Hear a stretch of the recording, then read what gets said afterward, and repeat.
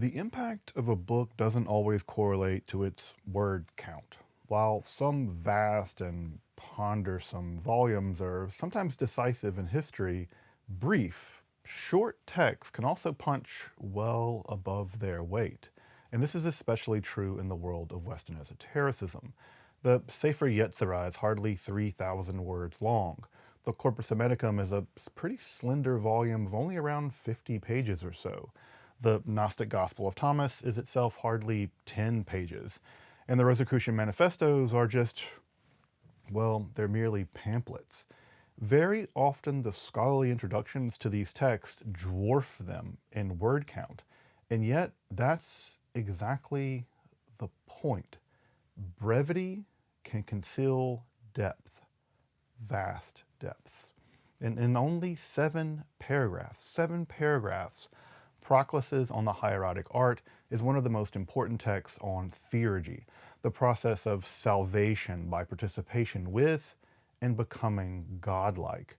Rediscovered and published by none less than the divine Marsilio Ficino in 1497, one of the last great pagan philosophers describes the four-stage process of theurgy, or as he puts it, the hieratic art, in which one gains divine-like powers but becoming oneself immortalized. Unsurprisingly, the text would prove foundational in the history of all Western esotericism since. But what are the secrets concealed in those 7 brief but dense paragraphs? Make sure to subscribe here to Esoterica for weekly explorations of topics in esoteric history. And if you'd like to support the work of providing evidence-backed, free, and accessible content like this episode, then I'd hope you consider checking out my Patreon or some of the cool merch that we have here on the channel. If you're new to the study of esotericism and you want to get reliable information and a sort of lay of the land, make sure to check out my study guide. And if you're interested in actual historical books and topics on the occult and the mystical, like this 16th century copy of the Corpus Hermeticum, check out my rare bookstore over at Esoterica Rare Books. You can find all those links in the description and in the pinned comment below. But now, let's turn to Proclus's On the Hieratic Art, the means by which one could participate with, join with, and in some sense, become a god. I'm Dr. Justin Sledge, and welcome to Esoterica, where we explore the arcane in history, philosophy, and religion.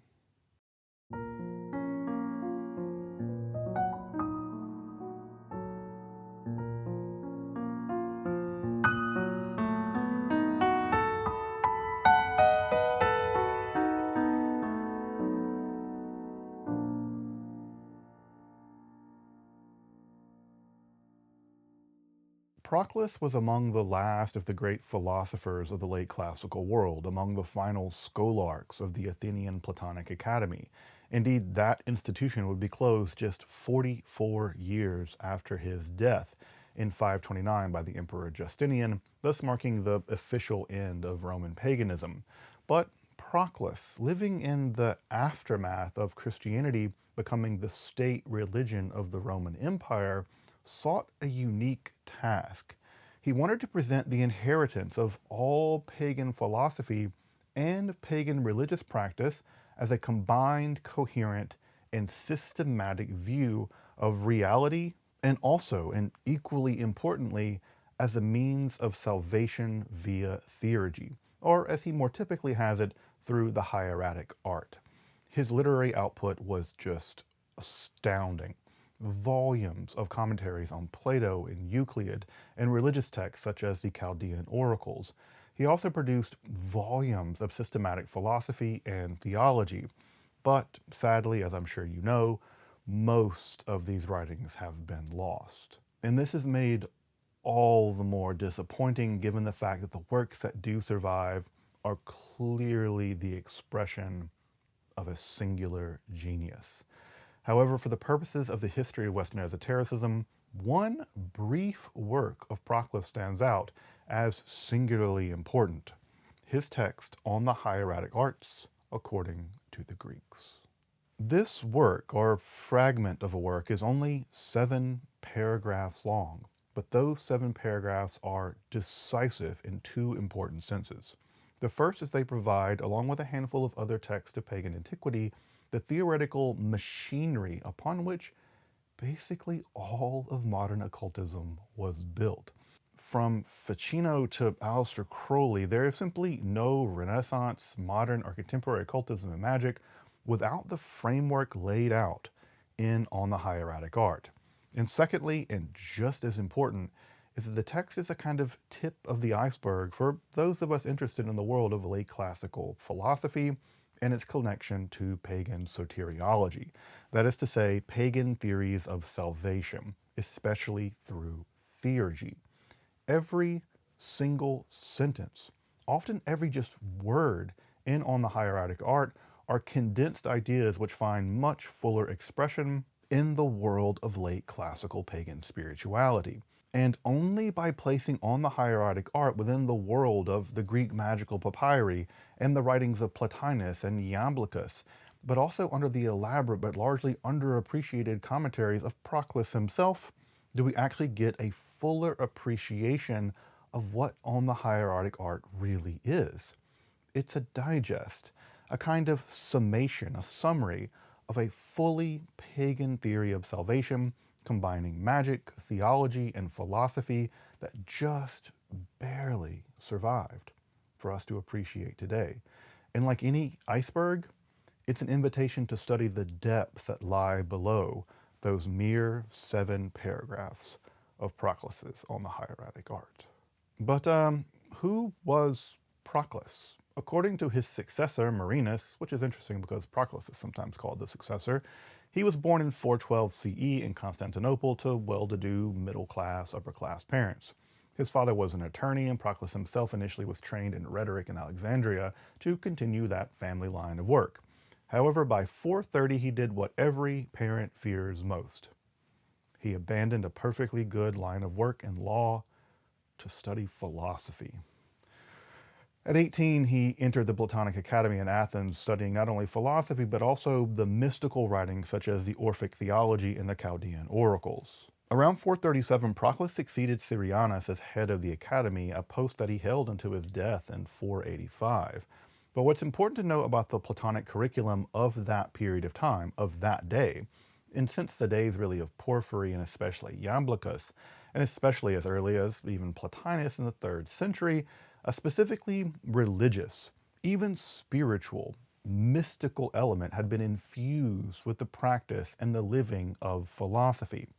Rather, I should say, unlike the spiritually bankrupt academic philosophy of these decadent and horrid days, ancient philosophy was always a way of living one's most noble and flourishing life, spiritually in some sense, not just thinking about stuff abstractly, publishing papers that no one reads, and playing gotcha at conferences that no one really wants to attend. Given the mystical experiences of Plotinus, in which he not only knew in some kind of cerebral way, but directly experienced the truth, an element of distinctly religious, even mystical practice had increasingly become central to academic Platonism, following especially the influence of people like Iamblichus. And at the heart of this spiritual practice is what is generally referred to as theurgy, or the hieratic arts, as Proclus usually denotes them.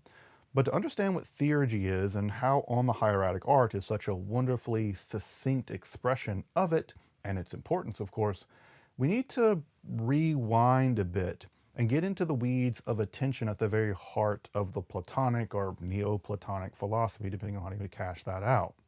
But since the days of Plato, the entire school has held that matter is somehow imperfect, bordering at times on just being evil, as in typified by something like the Sethian Gnostic system. The human being, however, is the nexus of the world of being, the world of the perfect and the good via the soul, and the world of becoming, imperfect, even evil, bad via the body. And at the heart of the Platonic philosophy is a system by which to cause the soul to ascend back to the world of pure being, either briefly in this life in mystical beatific visions, but certainly after the separation of the body and the soul, which is just constitutive of death. This is why Plato says that all of philosophy is just preparation for death and the Phaedo. But the Platonists themselves would become split on a very decisive question. Does the immortal soul remain in the world of being, or has it somehow become totally enmeshed, sunk, as they use the word, into the world of becoming? Now, most early Platonists held that the soul remained in the realm of being, and the task of the philosopher was simply to realize this fact through deeper and more profound forms of intellection, the chief activity of the soul itself. This position resulted in an increasingly dualist attitude whereby the body was just shunned, sometimes thought of as evil. We're even told that, for instance, by Porphyry, that Plotinus, the founder of Neoplatonism, was simply ashamed to have a body at all. And of course, the radical dualists like the Sethian Gnostics would declare that all of matter, all of the cosmos, to be profoundly evil, the world of a demonic cosmic crafter, a position that Plotinus actually argued against at length. And if you want to learn more about Plotinus's arguments against this radical dualist position, check out my topic on sort of pagan versus pagan beef about this issue of dualism. However, beginning with Iamblichus, a new position emerged. He held that the soul had become fully sunk, to use his technical language, into the world of becoming, and thus into the body. If it weren't, he reasoned, shouldn't we just always be experiencing a constant state of bliss and joy because we're mentally at least in the realm of being, rather than the constant existential dread that most of us experience. But this led to a dilemma. There was no thinking oneself out of this condition. No amount of intellection is going to fix this condition if the soul is sunk into the body. The ensouled human being was simply incapable of attaining salvation on their own through intellections or any such means. This would require assistance from higher beings, beings that do dwell closer to the realm of pure being. In short, they would need the assistance of the gods to propel their souls back into the divine realm where they originated, to eventually become one with the divine through the process of henosis, becoming one. But how does one get the attention, the grace, and much less the assistance of the gods sunk down here in the realm of becoming? Simply put, one turns to the rituals of religion. One turns to the practice of magic, and through pious acts one becomes godlike enough to enlist their salvific aid. Thus, Iamblichus sees it necessary to combine the analytic philosophy of Platonism with the religious and spiritual and mystical and magical practices of the late classical pagan world. This combination is most profoundly expressed in his polemic with Plotinus' student Porphyry, as expressed in Iamblichus' own monumental On the Egyptian Mysteries. Now, if you want a deeper dive into theurgy as it was developed and pioneered by Iamblichus, take a look at my episode on just that topic. Ultimately, however, the Platonic Academy would follow Iamblichus, even over Plotinus, thus actually making it somewhat contentious about who the founder of Neoplatonism is if we take the point of view of the Academy in Athens, or if such a category of Neoplatonism is even that analytically useful in some ways. But the mysteries and mystically adjacent texts, such as the Chaldean oracles and the Orphic hymns, very much were now being built into the academic curriculum by the time of Plotinus. And in one of those rare moments in history, we find that Proclus was as mystically inclined as he was a conveyor of a completely powerful analytic mind. He was truly one of the great analytic mystics. And I know that sounds strange, but a true analytic mystic of world history. He set that analysis on the works of Plato and Euclid and Plotinus and Iamblichus, but also ancient religious texts such as Homer and Hesiod, along with the mystical Chaldean oracles and Orphic literature. Indeed, he would often repeat that if he could preserve only two documents from history, it would be Plato's Timaeus. Proclus's commentary on the Timaeus at least partially survives, thankfully, and he would save the Chaldean oracles. His commentary on that text is sadly lost. but more than half of the fragments of the Chaldean oracles that do actually survive, 115 out of 226, they only survive in the writings of Proclus, which survive. But his surviving commentaries expertly combine speculative metaphysics, textual analysis, with the practical concerns of salvation via theurgy, and thus make Proclus fascinating and profoundly underappreciated in the history of philosophy and in the history of esotericism. Indeed, he was just shunned because of this focus on theurgy. But thankfully, that tide is finally starting to turn, and Proclus is getting the study he deserves. But what would make him such an expert in this mystical dimension of ancient philosophy? Well, not only did Proclus deeply analyze and comment on this mystical aspect, but he often experienced it himself. We learn from Marinus that after undergoing certain Chaldean purifications, Proclus was himself given a fiery revelation of none less than the goddess of magic, Hecate. At 42, he experienced a fiery immortalization.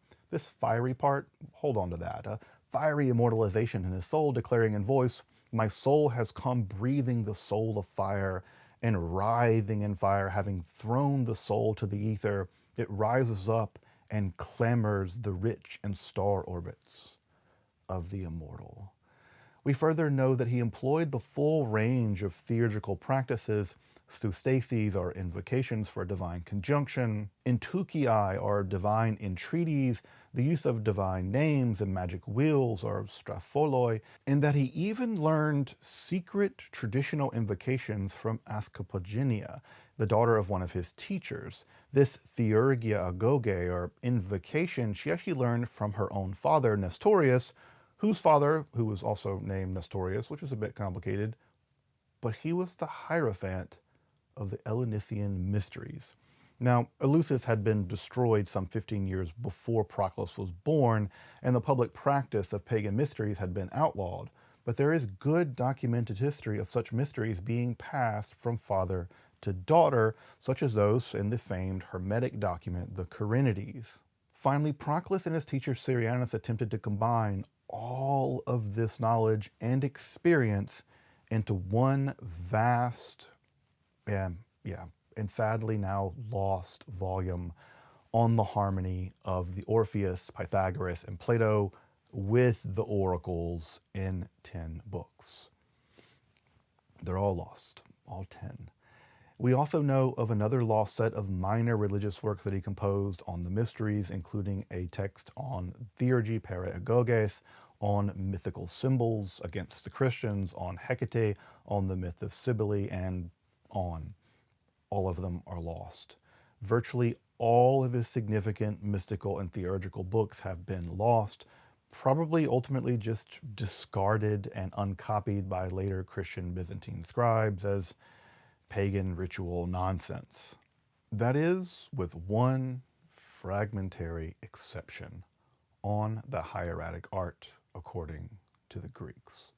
For anyone especially interested in Western esotericism, it is difficult, painfully difficult, to read off a list of lost work after lost work without experiencing profound grief. I'm not even religiously or spiritually inclined to these beliefs, and I still experience that grief. But we can't let that grief become a prison. Rather, it should inspire us to study what has actually survived down to us with all the more excitement, with all the more rigor, and with all the more awe. And along with On the Hieratic Art, volumes of Proclus do survive. But to illustrate just how lucky we are to actually have and study On the Hieratic Art at all, what I told you survives in just one manuscript exemplar. Valesianus F20 from folios 138 to 140 verso, which was subsequently copied into another manuscript. And it's actually further that Codex Valesianus is actually one of the only of 2 known exemplars of Iamblichus on the Egyptian mysteries written out in the hand of Ioannis Skoutourotis. Oh, and you should know who copied out that sole surviving Greek exemplar of On the Hieratic Art. Marsilio Ficino himself, the very man who would translate it along with a host of surviving Greek mystery texts, and whose publication of those texts would inaugurate the Hermetic Renaissance revolution. And would you believe that that very manuscript still survives in Rome today? Not hidden away in the Vatican archive, but actually pretty close to the Vatican, but in the Biblioteca Valenciana, actually established in 1565 by Saint Filippo Neri. And yes, it seems that Ficino actually had access to some now lost Greek text or fragments of text, which he and several other copyists transcribed and perhaps even gave titles to. Now, when did Ficino do this? It's hard to say with specificity, but sometime between the 1460s, when he began to translate Greek text into Latin, and in 1488-89, when he translated On the Hieratic Art into Latin and completed his own 3 books on life, in which he quotes and incorporates into his own magical system. The text, along with a few other pagan miscellaneous texts of pagan wisdom, including Iamblichus' On the Egyptian Mysteries, would eventually be published in 1497. Proclus's text would be translated as De Sacrificio et Magia before Ficino's death in 1499. It would be reprinted in 1516 by the famed Aldine Press with the Corpus Hermeticum, and thus sealing that volume as the premier compilation of ancient Greek mystery wisdom. It would see a popular reissue beginning in 1549 and eventually would appear in Volume 2 of the Ficino opera, that is to say the complete works of Ficino, published in 1576. While obscure now, Proclus's On the Hieratic Art, according to the Greeks, or On Sacrifice and Magic as it became known in Latin, became one of the most influential and quoted works in occult history. But what is it, and what does it actually say? The first thing to notice about On the Hieratic Art is its brevity. It's only just a couple of folios in the manuscript and about 7 dense paragraphs in the critical edition.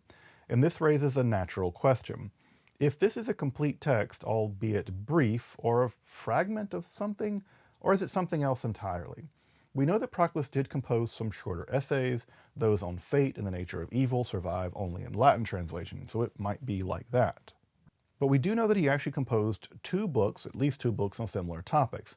One on Theurgy, Periagoges, and another on mystical symbolism. Could this text be a fragment or an epitome of those texts? We further know that Ficino did some translations according not to the letter, but to the sense of certain texts of Proclus. Could this be, again, a kind of epitome of an otherwise lost text? Or, as the Byzantine scholar Michael Sella suggested, it's just not a work of Proclus at all, but some fragment of something else entirely. At this point, most scholars contend that it's either an epitome or a fragment of a longer text, or just a very short sort of introductory text written by Proclus, but it certainly is written by him, given that it matches his language, his concepts, and rituals that are mentioned elsewhere in his writings, especially on his Platonic commentaries. If one studies the manuscript into which it was first copied by Ficino, etc., it's clear they were working with similar small textual units, such as Eusebius, the Christian historian of the church, Eusebius's book Preparatio Evangelica, which itself actually preserves numerous otherwise lost fragments of pagan wisdom. And in the case of the manuscript, a special interest in Middle Platonic philosopher Numenius was followed by other similar such extracts. So it seems like that Ficino is working with a group of similar such extracts, or producing a similar such group of extracts. Thus, the best guess is either Ficino or someone prior to him copied out selections of specifically pagan mystery wisdom from other sources to form a kind of collection of such extracts. And indeed, when Ficino brings that collection to print in 1497, it's very much a grab bag of such text anchored by Iamblichus' more substantial On the Egyptian Mysteries, and later in 1516 by the Corpus Hermeticum. But at the heart of On the Hieratic Art is what Proclus takes to be a 4-stage process by which Theurgy, or the Hieratic Art, Proclus actually doesn't use the language of Theurgy in that specific text, although he uses it in others, but how this Hieratic Art is accomplished by 1, setting them into the framework of a kind of Greek magical and philosophical literature more generally, but also, in very decisively important, the Chaldean oracular literature, in which I've done a full other episode on if you want to check that out. But two, by discussing various praxes, natural sympathy, the macro-microcosm unity, various initiations, symbols of power, purification, statue animation, the telestic arts, divine epiphanies, mixing in unity, specific rites in their appropriate times, etc. Yeah, it's an incredibly densely packed summary of the interaction of philosophy, magic, ritual, and the mysteries, all towards the end of achieving spiritual salvation or henosis via union with the divine. Maybe not the divine one, but certainly with the divine generally construed. But why does Proclus seem to prefer the language of hieratic art or even hieratic science, the hieratikos episteme, to theurgy? After all, he does use the language of theurgy in other works. Scholars suspect it has to do with the fact that he takes that this is an Egyptian origin and the holiness of the art. It's hieros, holy, a point that Proclus makes elsewhere. Hence, the full title of the text would be On the Hieratic Art According to the Greeks. That is perhaps to say, not according to the Egyptians or perhaps to the Chaldeans at this point, but how it's been taken up, transformed, systematized by the Greeks. Thus, it isn't Iamblichus's On the Egyptian Mysteries, but the specific way that those arts have been accommodated, even appropriated by the Greeks into a much more vast and systematic science, or episteme, and that's the language that Proclus uses. Science, episteme, as he will denote it. For Proclus, the great systematizer, a kind of forerunner of Spinoza to put this theology into geometric form and the elements of theology, this isn't just spiritual vibes or a grab bag and sort of a new agey way of the spiritual buffet of religions. It's salvation as science. It's soteriology as episteme. But let's start at the beginning. Proclus anchors the text in traditional Platonism. Just as the lover can elevate their soul by initially gazing at the beauty of their beloved before turning to the contemplation of beauty itself as a pure form in the realm of being, so too does the practitioner of the hieratic art begin by taking notice of the beautiful system of sympathies which pervade the natural world. For Proclus, this means that all of reality has a kind of nested fractal-like quality, such that all things are included in all things, both laterally, with systems of bonds linking all things in the cosmos, but also vertically, linking all things in the heavens, such that heavenly things are expressed in the mundane, and that the mundane itself reflects the heavens. Hence, all of being, or becoming I should say, is a great hymn to being, sung as it were at every register of being, from the level of pure intellect to the natural world, to that of the senses, and to the world of mere appearances. Even if we don't hear it, all of becoming, from rocks and snow and the sky and the sun, they're all singing the same hymn to being. And it's here that Proclus introduces the metaphor that will guide the rest of the text. The process of the four-stage process by which theurgy, or the hieratic art, is akin to a lamp wick being lit by another lit lamp. And the first part of that process is the warming of the wick, which is simply the recognition, just the recognition of the profound interconnectedness of all things in being, from the one to the gods, the henads, the heavenly spheres, to the human being, to animals, stones, and the ontological tattering off into non-being that is the material reality itself. It's just only to recognize this fundamental truth of the connection that can allow one to begin the process of the metaphysical ascent back to the one at all. If one intellects the world as one of alienation and disconnection, it's not even possible to think reconnection to the one. Imagination limits. If you can't even imagine it, you can't do it. This is the basic idea given over from the Proclean metaphysics. When something emanates something else, and emanation is the basic causal process in his system, The emanated necessarily carries something of the thing it was emanated from by logical necessity. If something gives rise to something else, that something else carries with it some of its origin. Thus, given that everything was ultimately emanated from the one, all that is united in this shared unity. Further, given that like attracts like, there is a natural attraction of all things to the one, even if we get confused and distorted by our sensuous desires. The theurgist is just self-aware of this and begins to actively seek to be reunited. With the recognition and thus the wick warmed as he has it, one can begin the second phase to move closer to the source of all warmth and all light, the realm of the divine. This proper positioning nearer and nearer the source is then the proper use of the system of cosmic and supercosmic sympathies to elevate one's soul. Just as the lotus opens to the light of the sun, the soul must be open to the divine through various attachments of sympatheia, or sympathy. And since all things are full of gods, linked in an ontological chain back to the one can begin to ascend that chain through the various hieratic rituals, the rituals that we recognize of theurgy.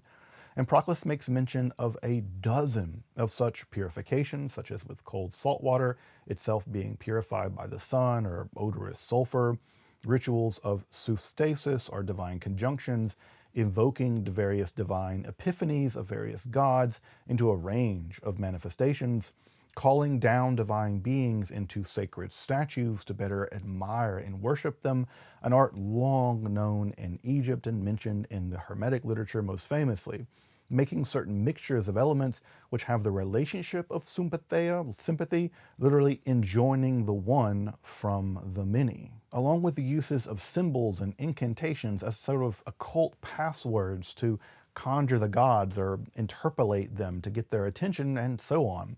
Virtually every form of theurgical praxis mentioned on the Hieratic Art is spelled out in significant further theoretical and practical detail in Proclus's own life and in his other works. These acts of theurgy give the practitioner divine-like powers because one is literally becoming godlike.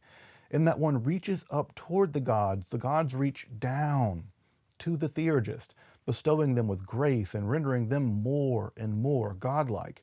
Indeed, Proclus is said to have gained just such powers in his own lifetime, causing rains during droughts, preventing earthquakes, knowing the future, and even healing the extremely sick. In fact, he even healed a young girl named Escapologenia, which isn't the same as the one that revealed those secrets to him.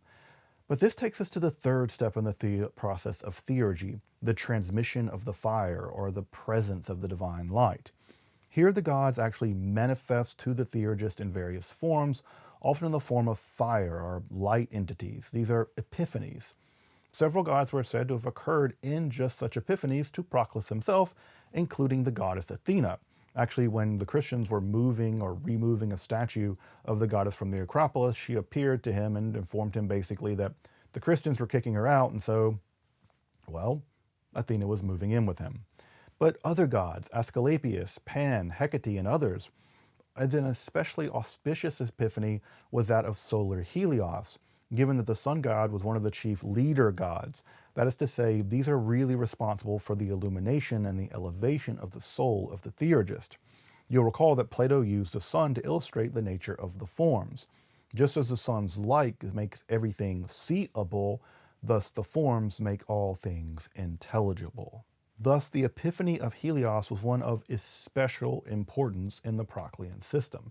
In fact, following these epiphanies, Proclus himself, perhaps under the inspiration of those gods, composed hymns to those deities, some of which still survive down to this day. Indeed, one suspects that the epiphanies and the hymns make for a kind of theurgical positive feedback loop. You deepen your relationship with the gods in their worship, and they elevate you in that process. Further, such epiphanies also seem to accompany greater and greater boons, sort of magical powers bequeathed to the theurgist in their process of purification and elevation. These epiphanies were then followed by the fourth stage, and apparently the final stage, of theurgy. This stage is the ignition, or the lighting, the divinization of the mortal, or the illumination of things immattered. in which Proclus is said to have the most difficult to express. But there's a good reason for that. There just aren't words for this experience. And remember, it's not intellection, it's an experience. Rather, Proclus forwards it's a matter of pistis, of faith, it's trust in the gods. And the one which can experience it can only express it with pious silence. Unsurprisingly, the metaphor most often used here is of a fire, but a fire that burns without consuming, a fire that ignites without being diminished, a fire which rises up to its natural place in the celestial fire swallowed up in the sacred combustion of being itself. The language here is of participation or methexis, which is exactly the language used by Plato to describe the interaction between the divine forms and their manifestation in any particular thing as a property. The lover's beauty is because the lover participates in the form of beauty. This also seems to further reinforce that for Proclus and other Neoplatonists like Plotinus, that the one, of course, is beyond all thoughts. There are no predicates that are true of the one. It's even beyond all being. And thus, even the final achievement of the theurgist isn't union with the one. We should be careful here in our analysis, but somehow a complete participation with the divine realm, specifically the Proclean Henads. However, this Proclean process of theurgy, of achieving salvation through immortalization as he has it, elsewhere at least, isn't totally unique to the Platonic Academy. In fact, a brief and striking parallel is to be found in the Greek magical papyri in a text known as the Mithras liturgy. There one combines magic, meditation, incantations, and even something like maybe psychedelic drugs or some type of mind-altering herbs and the like to gain a kind of hyper-solar immortality as well. If you're interested in my episode on the Mithras liturgy, make sure to check it out, where I explore everything, including that mysterious contritus root, which no one knows quite what it is, but you have to have it to do the ritual. That so much Chaldean themes of mysticism contain solar and fire imagery is also just probably not an accident, as you've noticed, but the connections are now mysterious and obscure to us. Is there Zoroastrian elements here, Chaldean elements? We just don't know. Proclus's On the Hieratic Art is simply one of the most important survivals from the world of late classical theurgy. After it was published by Ficino, it proved to be decisive in the development of Renaissance and early modern occultism. It would influence Ficino directly, especially in his most magical volume, the 3 books on life, especially in that 3rd book on life, which is in fact the most magical of those books. But there would just be no Agrippa, no John Dee, no Giordano Bruno, no Paracelsus. Paracelsus's idea of the doctrine of signatures relies on the concept of sympatheia without this brief essay. I mean, the system of sympathies and thus the system of correspondences that just are the Hermetic Kabbalah wouldn't exist without the framework of this text. Thus, it's well worth a very careful study, especially in the context of Proclus's overall thought. Indeed, Proclus is just generally slept upon. It was even degraded, as I mentioned, by academic philosophy for centuries because of his deep connection with the practice of salvific theurgy. Oh, academic philosophy, keeping it soulless since 1742. Looking at you, Johann Jakob Brücker. Virtually every word of Proclus's brief on the hieratic art requires pages and pages of commentary. And good for us, the new critical edition, yep, and it's by Brill, so it's time for you to max out your credit cards or sail the high seas. The new critical edition by Eleni Pachumi does just that. Literally 100 pages of dense, wonderful scholarship, commentary on just those 7 paragraphs of Proclus. It is an excellent volume by an amazing scholar. Also, her book on the concept of divinity in the Greek magical papyri, it is fantastic, and it is a must-read for anyone interested in theurgy in the late classical world, magic, the world of Hermetic Renaissance, and beyond. Her scholarship is just fantastic. I'll be sure to be returning to Proclus at some point. I've kind of gotten a Proclus bug, as you can tell. In fact, I'm going to put some fantastic books on Proclus in the description so that you can also scratch your Proclus itch. That sounds like a disease. We're going to get into him a lot deeper because he's just that incredible and that important. But until then, thank you for watching Esoterica, where we explore the arcane in history, philosophy, and religion.